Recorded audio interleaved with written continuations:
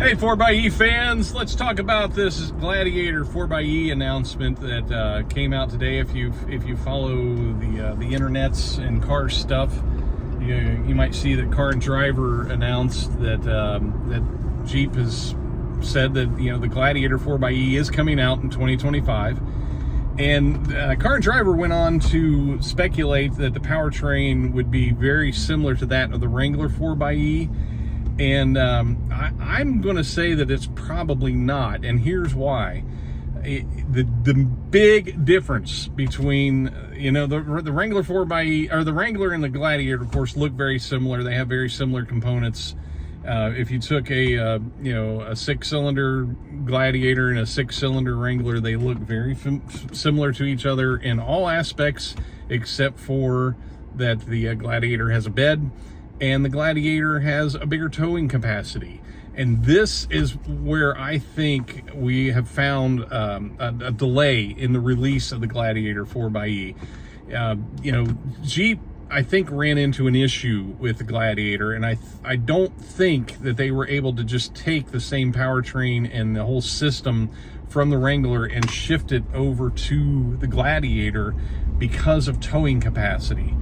If you've followed with the 4xe community for a while, Jeep actually changed their profile picture on their Facebook page a while back. I think this was in 2023, to what looked like the cockpit of a 4xe. It had a max regen button, but it was definitely a Gladiator interior.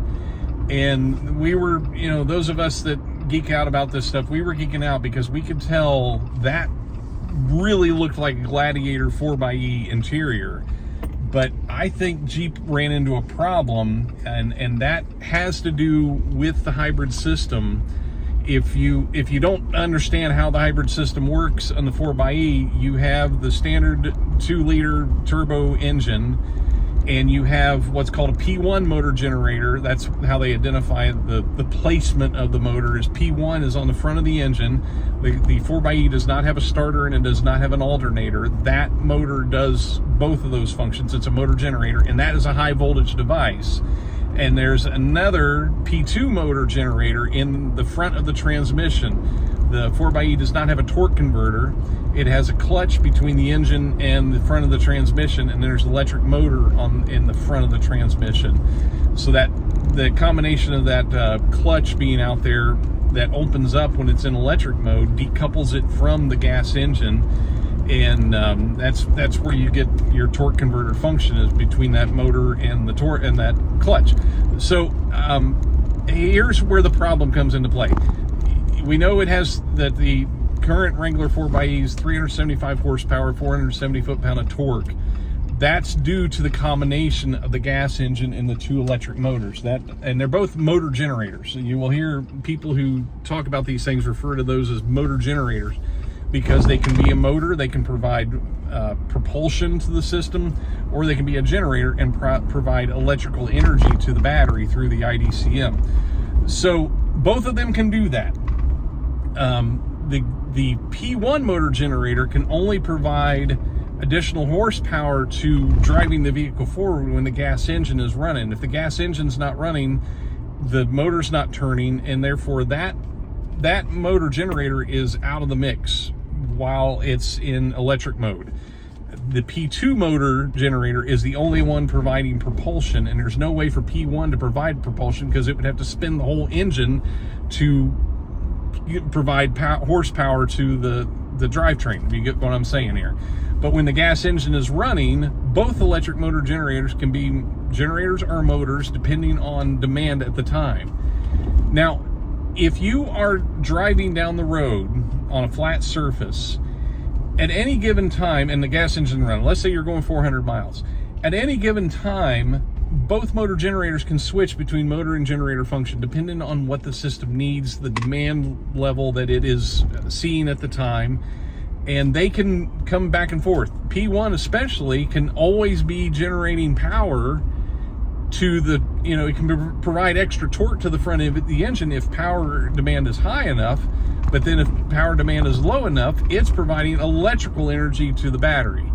Now, let's say you're climbing a a long hill. Let's say you're out in the Rocky Mountains and you're climbing a long climb going uphill. You may get the power of P2 and the gas engine while P1 is providing electrical energy. But then if you really stomp it, you may get more horsepower out of P1 for a short time, but it's going to have to go back to charge mode to keep power in the battery. If you read the Car and Driver article, it said that the 4xe has a 14 kilowatt hour battery. That's not exactly true. It has a 17.5 kilowatt hour battery. We only have access to 17.3 kilowatt energy. The top 0.2 is, we never charge the battery fully, and that gets into battery life of lithium ion batteries. You never want to charge them to 100% over and over and over again. It shortens their life. So they left that 0.2 kilowatt hour as unusable. We don't charge above that. That is why if you put it in e-save mode and try to charge the battery up, you'll see it never goes above 95%, because then if you were braking and just decelerating, or you're going down a long hill, you're not going to have anywhere to put that energy if you don't have that 5% up above there. And in actuality, the Jeep will actually simulate, if your battery is at 95% and you do go down a long hill and you have max regen on, the Jeep might actually use the physical brakes to simulate max regen. That's something not a lot of people know, is if it's at 95%, your max regen might actually be physical brakes firing, just to replicate the feeling that you're used to when you're driving with max regen on. So that's why that top end of that battery is left uncharged, is for the life of the battery, and that's why 95% is the cap when you're in e-save. Is it'll leave that top 5% for a little bit of charge, but it won't exceed that 17.3 kilowatt hour total. I hope I'm explaining this well, because it's making a lot more sense in my head than what it is coming out of my mouth. So this is what I'm getting at. I'm sorry, I'm getting back to the Gladiator 4xe and why I don't think it'll be the same system exactly. I think it'll be very similar, but the big difference between a Gladiator and a Wrangler, the Wrangler has a 3,500 pound weight limit as far as towing is concerned, and the Gladiator is over 7,000 pounds.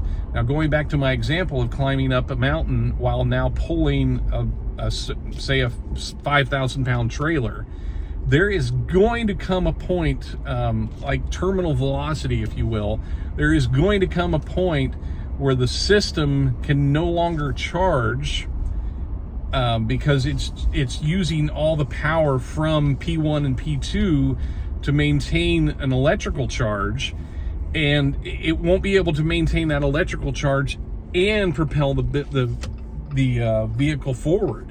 There comes a point where it's going to reach a happy medium, and it's going to try to dance between those two. But I have a feeling in the Gladiator, this has been the big holdup as far as taking the power system out of the Wrangler and putting it in the Gladiator. I don't think what's in the Wrangler could handle that 7,000 pound towing capacity and maintain the 375 horsepower that somebody is going to want if they have a pickup truck and they're towing with it. I think it would lose towing capacity if the same system were just transferred over. So I could be dead wrong on that. This is just my theory that I've thought, this is just something I've been sitting on for a long time, that I think that is what has been delaying the Gladiator 4xe, is that it does need a beefier system. Now, I don't know if that means a bigger P1. I don't know if that would be enough if you doubled the size of the P1 motor generator, or I don't know. I don't know, maybe even a second. I don't know if they do a P1, P2, P3 kind of arrangement. I don't know. I don't know what Jeep has been working on, but I think something in the Gladiator 4xe system has to be different to maintain towing capacity in the 4xe version of it. So that's my theory. Let me know your thoughts down in the comments below of what you think. I think Jeep is going to pull one out. I think they're going to make it awesome, but I do think it's going to be something a little bit different than what's in the Wrangler. Thanks for watching.